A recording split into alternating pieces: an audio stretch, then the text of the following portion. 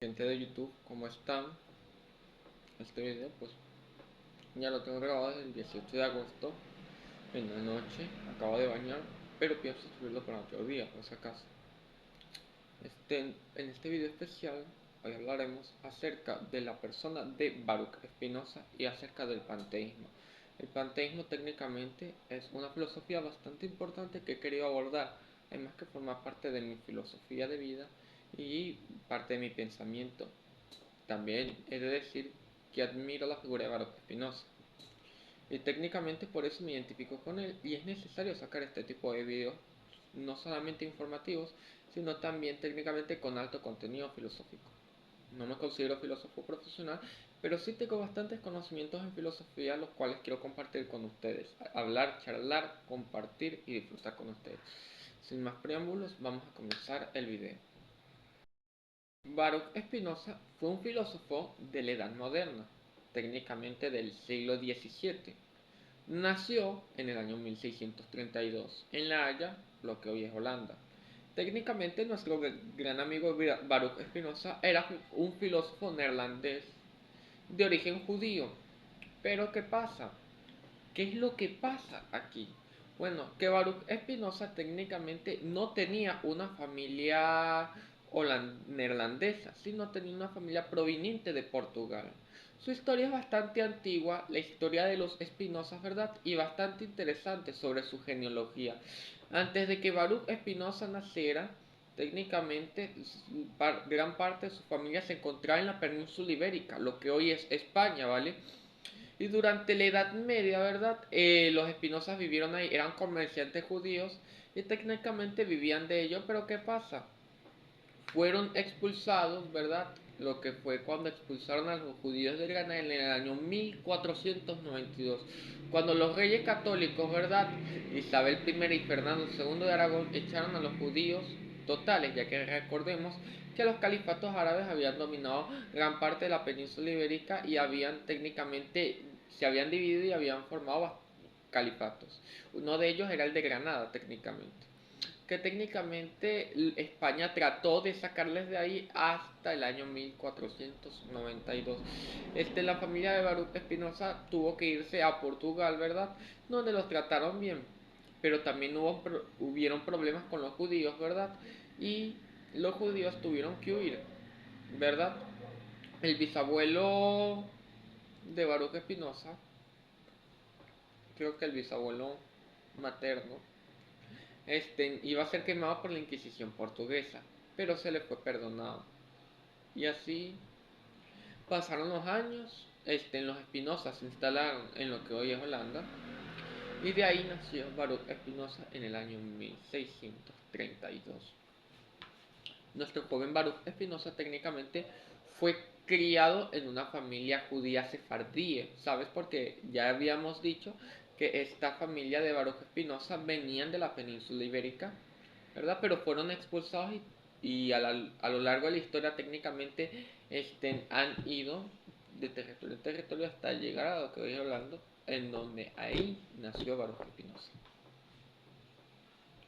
Baruch Spinoza fue criado como judío sefardí. En varias escuelas escuchó las enseñanzas y sobre todo tuvo una educación bastante buena. Había estudiado no solo geometría y matemáticas, sino también había leído grandes filósofos como a René Descartes y Blaise Pascal. Había estudiado y analizado toda esa filosofía, pero realmente no era lo suyo. Técnicamente había leído a los principales filósofos racionalistas, a los que se llaman, que es la filosofía cartesiana, la de René Descartes, 1596 y 1631, René Descartes, y a Blaise Pascal, ¿no? Técnicamente estos filósofos totalmente cristianos, ¿vale? Argumentaban la existencia de Dios por medio del racionamiento. El racionalismo técnicamente era una rama de la filosofía que había empezado a mediados del siglo XVII y XVI, que técnicamente proponía que para el verdadero conocimiento se tiene que usar la lógica y la razón, y no necesariamente se tiene que llegar a verdades por medio de otros otro tipo, porque el idealismo y el empirismo técnicamente son otras filosofías. El empirismo realmente contrapone al racionalismo, ya que propone, ¿verdad?, que por medio de conocer la verdad se necesitan estudiar las cosas empíricas, ¿verdad? Las cosas empíricas que están en nuestro entorno. Baruch Spinoza había estudiado todo esto, había recibido clases, pero no estaba de acuerdo, no está de acuerdo con las ideas dictadas en la sinagoga, ya que técnicamente el dogmatismo de la iglesia, de la sinagoga y el dogmatismo de... técnicamente, te repito la palabra 1000 veces, son muletillas, perdónenme. Baruch Spinoza fue evidentemente educado, pero no iba con las ideas de la sinagoga, con las ideas judías de ese entonces. Había leído los textos sagrados, ¿verdad? Pero no le parecía. Había estudiado otro tipo de ideas, ¿verdad? Había estudiado a Giordano Bruno, ¿verdad? Giordano Bruno, uno de los filósofos de la Edad Moderna, quien fue condenado por la Inquisición por tener ideas fuera del dogmatismo católico, ideas panteístas, mencionadas anteriormente en el anterior video en la historia del ateísmo, que aunque Giordano Bruno nunca fue ateo, nunca lo admitió, tenía ideas panteístas que iban fuera del dogma católico y del dogma religioso de ese entonces. Baruch Spinoza se había fascinado totalmente por las ideas de Giordano Bruno y otros sobre el panteísmo, ¿verdad? Entonces él sentaría la base de lo que sería el panteísmo clásico, el panteísmo moderno, que técnicamente él sería su principal cabecilla. Baruch Spinoza técnicamente, además de ser judío y estudiar bastante era creador de lentes de microscopios, ya que en ese entonces los microscopios apenas habían sido descubiertos y eran bastante famosos y usados para exámenes biológicos e investigaciones biológicas, ¿vale? En ese entonces, pues, creaba lentes de microscopios y de ello vivió gran parte de su vida hasta su fallecimiento. Baruch Spinoza tenía ideas contrapuestas a la sinagoga, detestaba el dogmatismo de lo que enseñaba la iglesia y tenía ideas heréticas que iban en contra del dogmatismo de esa época. Entonces técnicamente los líderes de la sinagoga le expulsaron, le excomulgaron de la sinagoga por tener ideas peligrosas y heréticas, blasfemosas en contra de sus propias creencias. Baruch Spinoza vivió solo, vivió expulsado y sin nacionalidad, maldito sea de día y maldito sea de noche. Baruch Spinoza empezó a escribir varios escritos, ¿verdad? Entre ellos se encuentra Ética de Baruch Spinoza, uno de los grandes libros, los cuales se publicó póstumamente después del año 1677, después de la muerte de Baruch Spinoza, con el propósito, ¿verdad?, de honrar su memoria y sus ideas panteístas y sus ideas acerca de la ética y la política.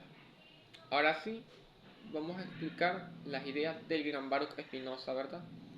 Y vamos a ver por qué es tan importante para mí a lo personal y por qué yo considero que todos deberíamos alguna vez analizar y entender bien las ideas de Baruch Spinoza.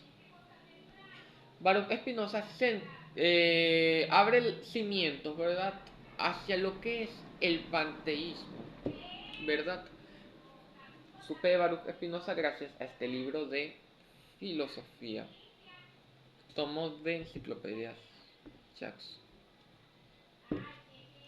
Baruch Spinoza tenía como idea, ¿verdad?, la idea de un Dios, la idea de substancia. Substancia es cosa en sí. Técnicamente es un concepto metafísico que vamos a ver desde los presocráticos hasta la metafísica de Aristóteles. Sustancia va a ser un concepto que van a utilizar mucho los filósofos del desde la época de los clásicos, el siglo 5 o 7 antes de Cristo, siglo 7, el 5 antes de Cristo, hasta el siglo 18, siglo 19. Técnicamente Baruch Spinoza propone esto: Dios, Deus sive natura, Dios y la naturaleza. Se entiende como el dogma, que el dogma técnicamente habla de la deidad mística y sobrenatural. Esta deidad mística y sobrenatural, que es simplemente para Baruch Spinoza pura mitología, ¿verdad?, pura especulación y puro invento de la humanidad. ¿Por qué? Bueno, Deus o Dios técnicamente es una deidad individual, fuera del espacio, fuera del tiempo y fuera de todo lo que es material. Es un ser sumamente poderoso. Para Tomás de Aquino es el motor inmóvil, ¿verdad? El que impulsa las cosas al movimiento sin ser movido, porque no necesita movimiento, porque no está impulsado por algo, porque es una causa incausada. Es el acto puro según Aristóteles, ¿verdad? El que puede mover cosas, ¿verdad? Porque no hay causas infinitas, dice Aristóteles en Metafísica. No puede haber una sucesión de causas infinitas. Técnicamente debe de haber un inicio. Y este inicio debe haber la sucesión de cosas. Y estas, entonces, este es Dios. Este es el acto puro según Aristóteles. Este es el concepto del Dios filosófico aristotélico, el tomista. Y el tomista técnicamente trata de, además de cristianizar lo que es el concepto aristotélico de la metafísica, trató técnicamente de justificar la existencia de la deidad religiosa, mientras que Aristóteles era alguien totalmente pagano, pero con eso Spinoza se acaba, no intenta justificar una deidad individual. Va en contra de la doctrina de Tomás de Aquino, evidentemente, y de Aristóteles, porque mientras estos, técnicamente, un ser fuera del espacio, fuera de todo lo material, un, una sustancia infinita que puede crear cosas, tiene pensamiento, tiene voluntad, puede crear, ¿verdad? Y no tiene causa. No tiene causa porque es el principio de todo lo existente. Es sumamente infinito y sumamente poderoso. Pero para Spinoza esto se acaba. No hay deidad individual, no hay deidad consciente. Deus sive natura, Dios y la naturaleza. Dios y la naturaleza se complementan. O sea, Dios y todo lo existente es una sola y misma cosa. Es una sustancia. Dios es una sustancia infinita, es el espacio, es el tiempo, son las estrellas lejanas que existen, son los agujeros negros, son el universo, son el cosmos, son los planetas, es el planeta Tierra, son las plantas, son las sillas, es los humanos, o sea, es Dios siendo tú. Todo lo existente es una sustancia, por lo cual si los seres humanos somos existentes, somos sustancias. Y si somos sustancia, estamos complementados con Dios. Somos Dios, somos parte de Dios, formamos parte de esa sustancia. Ese es el panteísmo clásico de Baruch Spinoza. Baruch Spinoza propone técnicamente que la deidad no es un ser individual que va fuera del espacio y del tiempo, es un ser que en sí es el tiempo, en sí es la materia y en sí es todo lo existente. El gran Baruch Spinoza, de poseer un gran pensamiento crítico y de poseer un gran intelecto, propone esta idea, Deus sive natura, Dios la naturaleza, y propone las ideas. Dios es todo aquello que existe, es la naturaleza misma y el universo. ¿Vale? También propone tres ideas máximas. ¿Cuáles son? El problema del alma o el dualismo cartesiano dentro de la filosofía de Descartes es que alma y cuerpo son distintas cosas. Esta es la dualidad que comparte Descartes, ¿verdad? El alma es un ser pensante, ¿verdad? Y el cuerpo es algo material, algo finito, ¿vale? Se conoce a Dios porque se tiene esta idea en mente. Porque Dios, como ser totalmente infinito y bueno, nos pone la idea a cabeza de la perfección. Porque como seres ilimitados, ¿cómo podemos conocer la perfección y lo ilimitado? Entonces propone René Descartes la existencia de Dios por medio de esto, ¿verdad? Pero esto se acaba con Spinoza. Lo que se concibe como alma y cuerpo técnicamente no son cosas separadas. Él acaba con el dualismo cartesiano y todo lo que tenga que ver con la filosofía cartesiana de René Descartes y sobre todo contrapone técnicamente todo lo que fue el racionalismo desde Descartes, Leibniz, Blaise Pascal y senta las bases, ¿verdad?, a una filosofía nueva con el panteísmo respaldado por antiguos filósofos como Giordano Bruno, muerto por la Inquisición, y también un poco con el nomen de Wilhelm Ockham, aunque no se vio muy influenciado por Ockham, porque Ockham técnicamente era monje católico. Baruch Spinoza propone que el alma y el cuerpo no son dos cosas separadas, no es un dualismo, no son dos. Él propone el monismo absoluto o el panteísmo, porque el panteísmo se le llama monismo absoluto o una sola cosa, una sola sustancia. Dios es una sola sustancia que abarca todo lo existente. No hay cosas separadas porque es una misma sustancia. El cuerpo muere y no hay trascendencia, como dice Platón, y no hay trascendencia del alma. El alma no es, no es algo que pueda trascender y pueda ser consciente y pueda estar en un mundo más allá de lo físico. Técnicamente niega esa realidad metafísica y propone que técnicamente el alma se desvanece con el cuerpo. Segundo, Baruch Spinoza propone lo que es la base o la columna de todas las religiones. ¿Y cuál es? El libre albedrío. El libre albedrío técnicamente es algo más simple, algo que podríamos explicar en el fragmento de este video. En el siguiente fragmento daremos un ejemplo, ¿verdad?, acerca de lo que es el libre albedrío. Aquí poseemos a Bob, ¿verdad? Bob técnicamente es una planta, o es la imitación de una planta. Si tienen una visión idealista, digan lo que quieran, pero este es Bob, ¿verdad? Como sustancia y ser. Pueden venir los hegelianos y pueden separar las cualidades y atributos del ser solamente para que quede nada, para decir que simplemente el nombre es una etiqueta. Pero digan lo que quiera, esto es Bob y ya. Un ser contingente e existente en esta realidad empírica. Un ser totalmente único e inigualable. Aquí arreglando la cámara.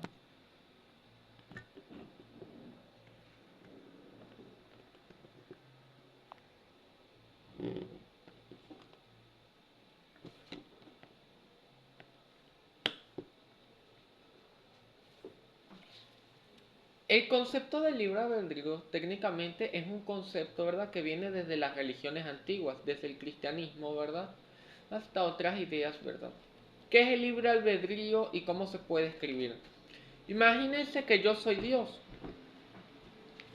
Yo creé este espacio, estas cuatro paredes que se encuentran aquí. Paredes que se encuentran aquí. Y mi principal creación fue Bob. Yo le di, como deidad superior, le dije a Bob, mire Bob, usted es un ser viviente, un ser que tiene conciencia de sí mismo, tiene conciencia de su existencia, de lo que es, y he creado todo un organismo dentro de sí, ¿verdad?, que puede absorber nutrientes por medio de la fotosíntesis, por ejemplo. Usted es un ser viviente, ¿verdad? Pero como deidad superior y amorosa, le doy a usted libre a elegir las decisiones que vaya a tomar. Usted es un ser consciente del entorno en el que está, las hostilidades que existen, las cosas buenas que existen, el verdadero camino de hallar la verdad o la manera en la que uno puede caer en trampas. También usted puede estudiar la propia naturaleza, puede hacer lo que usted desee y se encuentre a disposición. Usted tiene libre de hacer las acciones que quiera, pero ¿qué pasa? Mediante estas acciones, cada una de ellas tendrá una consecuencia y mediante en esta consecuencia, yo como deidad suprema y Dios voy a juzgarle a usted por cada decisión que tome. Yo aquí tengo una serie de reglamentos, pero como deidad superior le pido que usted tiene libre albedrío de elegir porque usted es un ser libre y no es un esclavo y no es una marioneta mía. Pero mediante las acciones que vaya tomando van a pasar ciertas cosas y van a haber ciertas consecuencias mediante usted obra y actúa. Ahora sí, es libre. Entonces Bob, ¿verdad? Entonces Bob se va. ¿Qué trata de decir con esto? Que el libre albedrío es un concepto de poder tener la libertad absoluta de poder obrar y actuar como uno quiera. De poder y obrar como uno quiera.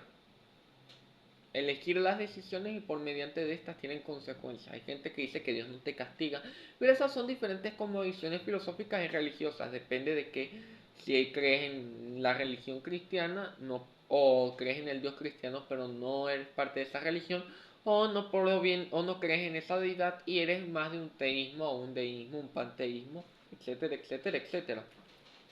Ahora bien, Baruch Spinoza técnicamente no está de acuerdo con esta idea porque se ha encargado, ¿verdad?, de estudiar su propia naturaleza y se ha dado cuenta de esto. Nosotros como seres contingentes y existentes en nuestra naturaleza estamos conformados por la biología, somos seres biológicos que tenemos obviamente necesidades, ¿verdad? Nosotros no tenemos libre albedrío, no tenemos libertad absoluta de obrar como queramos porque estamos limitados y es imposible de como seres limitados tener una infinidad de opciones. Es como dice Aristóteles técnicamente, ¿cómo van a haber causas infinitas en este mundo contingente si nosotros somos finitos?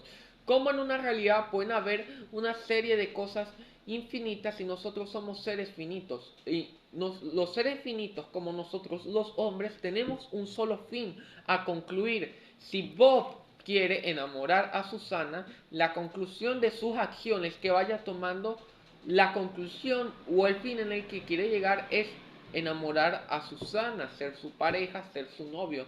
No hay infinidad de cosas, no es Susana A, B, C, D, E, F, G y etcétera, etcétera hasta el infinito. No puede existir ese tipo de cosas. Es igual, Baruch Spinoza, los seres humanos limitados tenemos cosas finitas y no tenemos infinidad de cosas que podamos hacer. Si tuviéramos libre albedrío y absolutez en nuestras acciones, técnicamente nosotros podríamos volar, pero los seres humanos no podemos volar, esos son los aves. Podríamos vivir bajo el agua, ¿verdad? Aunque dicen que hay seres humanos que se han adaptado al agua, como tribus nómadas, eso sí no lo desconozco, debería investigar más, pero nosotros los comunes no podemos adaptarnos a vivir bajo las circunstancias debajo del agua. Claro, no, nosotros provenimos de la evolución, nos adaptamos a tales circunstancias. Igual que Bob. Bob puede creer que es un ser libre y absoluto, ¿verdad? Porque puede alimentarse, porque puede obrar como quiera, ¿verdad? Pero ¿qué pasa? Que es un ser limitado. Es una planta. No puede hacer más nada. Es una planta. No puede caminar, no puede expresarse, no puede obtener libros, no puede salir, no puede comer comida normal o la comida de nuestro entorno, claro que produce su alimento y él cree que tiene libre albedrío, pero no tiene libre albedrío. ¿Qué trata de decir con eso? Que todos los seres vivientes y existentes, sustancias, estamos limitadas y estamos seguidas por una serie de reglamentos. O sea, cada acción que tomemos es por nuestros deseos y necesidades biológicas.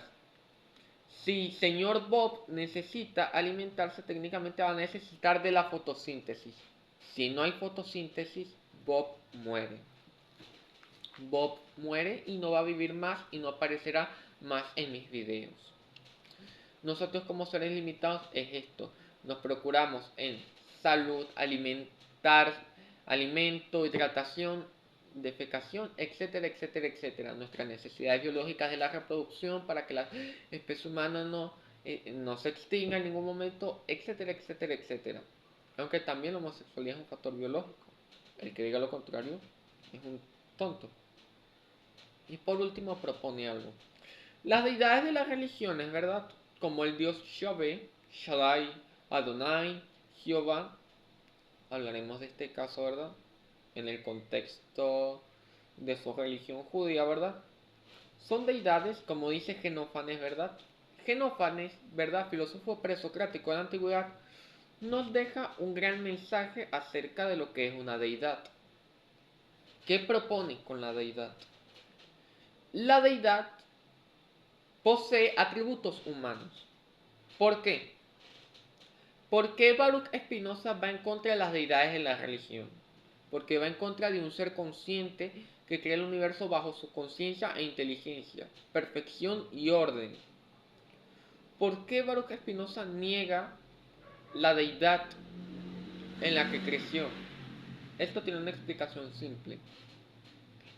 El ser humano, al intentar explicar cosas que desconocía, como decía Aristóteles, todo se lo debemos a la mitología. El primer filósofo se encargó de estudiar todo lo existente, todo en su entorno, y lo que desconocía se lo atribuyó a la mitología, pero luego pudo estudiar más en la antigüedad. Por algo, bendito sea el primer filósofo de la historia. Bendito sea, con su objetivo de lograr aprender y obtener beneficios mediante esto y abrirle y dejarle el camino fácil a los hombres de que pudieran investigar y conocer su entorno. El ser como dice Wittgenstein, mi vocablo es mi mundo, al inventar el vocablo y una manera de comunicarnos y poder tener una conciencia la cual pensar, nosotros somos conscientes de nuestro entorno y queremos saber las cosas. Nosotros por medio de nuestro entorno tratamos de estudiarlo y tratamos de ver el por qué. Vemos que todo tiene causa y efecto, como dice Aristóteles. El hombre de arte técnicamente sabe lo que es la causa y el efecto. El hombre de experiencia puede estar en su entorno, pero técnicamente solo ve los efectos, solo ve la pelota moviéndose, pero no ve la fuerza externa que impulsa a la pelota a moverse. Entonces, bendito sea el primer filósofo que haya existido. Entonces, técnicamente, al darle la explicación surgieron las mitologías, ya mencionado por Aristóteles, ¿verdad? Mencionando las mitologías, ¿verdad? Que dieron paso a las explicaciones difíciles. Estos seres, la atribución de los procesos sobrenaturales se le debieron a seres místicos y sobrenaturales súper mega poderosos. Al hombre, ¿verdad? Ser superior, ambicioso y fuerte, ver técnicamente un ser creador dice, yo soy creación de este ser, vengo de este ser. Como ser técnicamente tengo semejanza con esta deidad. Entonces técnicamente por sus sentimientos humanos y para identificarse con esta deidad, ya que es un fenómeno cultural, intenta identificarse y técnicamente trata de transformar a la deidad y la humaniza. La deidad está totalmente humanizada y ahora tiene sentimientos de celos, rabia, ira, felicidad, euforia, locura, lujuria, etcétera, etcétera, etcétera. Entonces por eso lo dice Genófanes. Este, la deidad tiene atributos humanos. Si quieren nos podemos ir más lejos cuando dice Ludwig Feuerbach, ¿verdad? En su antropología de que el hombre creó a Dios mediante sus atributos. También podríamos decir Auguste Comte, ¿verdad? Que él dice que por medio de la teología intentamos explicar los fenómenos que desconocíamos, ¿verdad? Y atribuíamos todos estos fenómenos a Dios, ¿no? Como causa principal de los efectos que son la misma naturaleza. Baruch Spinoza técnicamente niega todo concepto de divinidad religiosa inconsciente, o sea, técnicamente Schopenhauer diría voluntad irracional, lo que impulsa, la causa que impulsa el efecto, pero técnicamente sin tener conciencia de sí misma. ¿Verdad? Eso es lo que propone Spinoza, pero sin pesimismo, ¿no? Nunca utiliza el concepto de voluntad irracional. Entonces Baruch Spinoza posee la capacidad de no tener un Dios personal, porque un Dios, sino incrementar a Dios con la misma naturaleza, llamar Dios a la misma existencia, ¿verdad? A todo lo que existe. Dios es sustancia infinita, absoluta, por la extensión del universo y por todo lo que está dentro de sí. Técnicamente no hay libre albedrío, no existe el alma y el Dios de las religiones es negado mediante un concepto filosófico de la extensión de todo lo existente. Esto choca mucho con lo que es la religión y por eso fue expulsado y por eso muchos dogmáticos religiosos no concuerdan con las ideas de Spinoza, ya que las ideas de Spinoza no tienen un propósito de una deidad que te escucha mientras rezas, porque eso es técnicamente imposible, ni le puedes rezar a una planta, ni técnicamente eso. También Baruch Spinoza propone como sistema político la democracia, como gran sistema de justicia, ya que todos como seres humanos tenemos libre al pensar y técnicamente merecemos los mismos derechos. Este video tenía el propósito de explicar el panteísmo, mi filosofía, ya que yo no soy creyente en las deidades místicas y mitológicas como lo son la deidad que dicta la Biblia, etcétera, etcétera, etcétera. Yo no creo en la Biblia, no creo en el Dios bíblico menos, ni creo en deidades mitológicas, ni soy hinduista, creo en el Dios de Spinoza, ¿verdad? En el que más tarde, en el año 1929, admitiría Albert Einstein que esa fue su deidad, la que mueve la armonía del universo y la extensión de todo lo existente. Ahora sí, buenos días, buenas tardes y buenas noches.